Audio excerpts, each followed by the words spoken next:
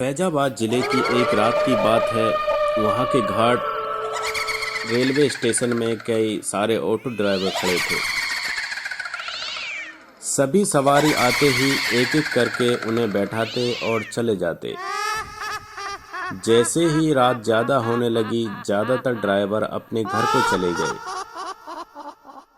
उसी रात Durgesh auto driver भी घाट रेलवे स्टेशन पर था। वो भी दूसरे ड्राइवरों की तरह घर जाने वाला ही था।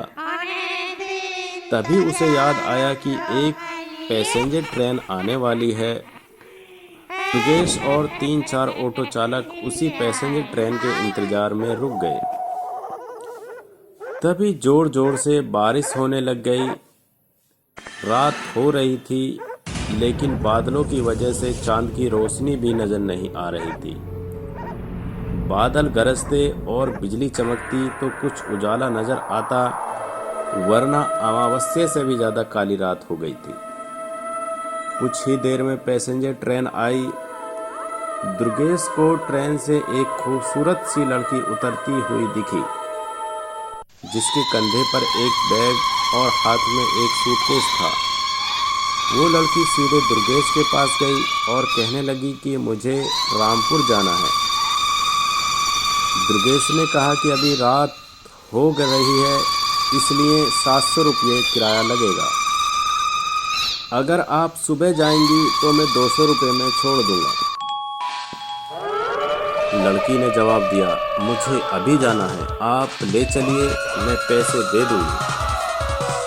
दुर्गेश ने कहा, मैडम आप पहले पैसे दे दीजिए, मैं आपको सही सलामत घर तक छोड़ दूंगा।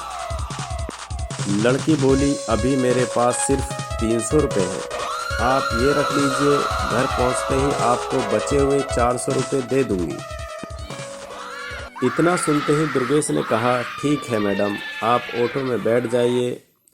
कुछ ही देर में दुर्गेश ने उस लड़की को उसके घर पहुंचा दिया।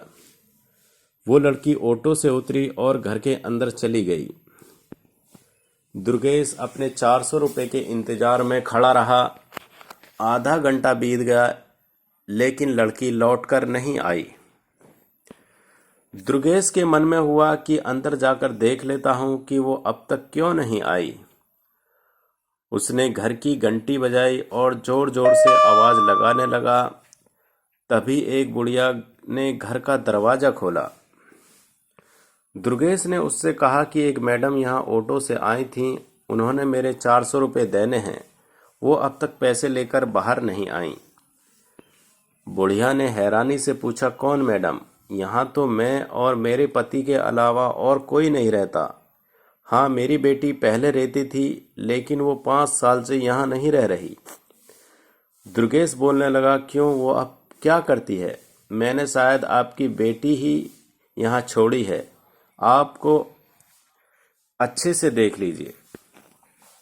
बातों ही बातों में दुर्गेश की नज़र सामने दीवार पर गई। वहां उसी लड़की की तस्वीर लगी हुई थी, जिसे वो ऑटो में बिठाकर लाया था। दुर्गेश ने बुढ़िया से पूछा, वो दीवार पर किसकी तस्वीर लगी है? वो आपकी बेटी है क्या? बुढ़िया ने जवाब दिया, हाँ, वो मेरी बेटी है। क्यों, क्या हुआ? तुम ऐसे क्यों पूछ रहे हो? हाँ जवाब सुनते ही दुर्गेश बोल पड़ा, माताजी, मैंने कहा था ना कि मैं आपकी बेटी को ही घर लाया हूँ। यही मेरे साथ ऑटो में बैठकर आई थी। आप अब जल्दी से मेरे पैसे दे दीजिए। देखिए, सुबह भी हो गई है, मैं कब से यहीं खड़ा हूँ। बुढ़िया ने दुखी मन से कहा, बेटा ऐसा नहीं हो सकता। हाँ, ये मेरी बेटी है, लेकिन 5 साल पहले ट्रेन के नीचे आकर मर चुकी है। इसे तुम कैसे घर ला सकते हो?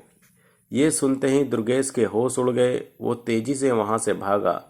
जैसे ही वो ऑटो के पास पहुंचा तो देखा कि उसकी सीट में 400 रुपये रखे हुए थे। उसने वो पैसे भगवान के सामने रखे और मंत्र का जाप करते हुए आगे की ओर बढ़ गया। उसके मन में ख्याल आया कि आज तो सवारी बैठाने और पैसेंजर ट्रेन के लालच में मेरी जान जाते जाते बची है। उस दिन से दुर्गेश ने रात को ऑटो चलाना ही बंद कर दिया। वो सिर्फ दिन के समय सवारी लाता, वह रात को आराम से घर में सोता। कहानी से सीख। दिन में काम करने के साथ ही रात को आराम करना भी उतना ही जरूरी होता है, नहीं तो ज्यादा लालच भारी पड़ सकता है।